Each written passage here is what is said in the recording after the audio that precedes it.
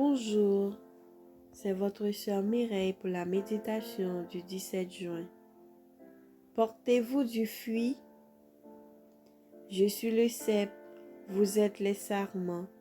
Celui qui demeure en moi et en qui je demeure porte beaucoup de fruits, car sans moi vous ne pouvez rien faire. Jean 15, verset 5. Je suis le vrai cep, a déclaré le Christ. Il s'est servi de l'image de la vigne afin de vous rappeler ces précieuses leçons. Correctement interprétées, la nature est le miroir de la divinité. Le Christ montra la vigne et ses branches. Je vous donne cette leçon afin que vous puissiez comprendre mes liens avec vous et vos liens avec moi. Ses auditeurs n'avaient pas la moindre excuse pour se méprendre sur ses paroles. L'image qu'il utilisait leur était tendue comme un miroir, afin qu'ils puissent comprendre ses relations avec eux. Cette leçon sera répétée jusqu'aux extrémités du monde. Tous ceux qui reçoivent le Christ par la foi deviennent un avec lui. Les sarments ne sont pas reliés au cep par une méthode mécanique, par un lien artificiel. Ils sont unis au cep et en font partie. Ils sont nourris par la racine de la vigne.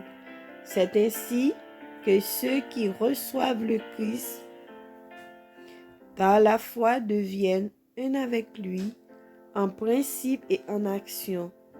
Ils sont unis à lui, et la vie qu'ils vivent est la vie du Fils de Dieu. Ils tirent leur vie de celui qui est la vie. Le cœur doit être uni au cœur du Christ. La volonté doit être soumise à sa volonté.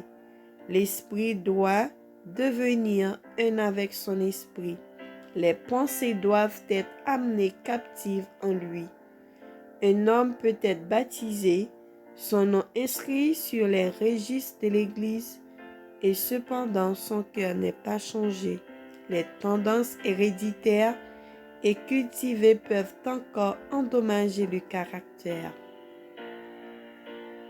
L'homme régénéré jouit d'une union essentielle avec le Christ, de même que le sarment tire sa substance du cep et par conséquent porte beaucoup de fruits, de même le véritable croyant est uni avec le Christ et révèle dans sa vie les fruits de l'esprit.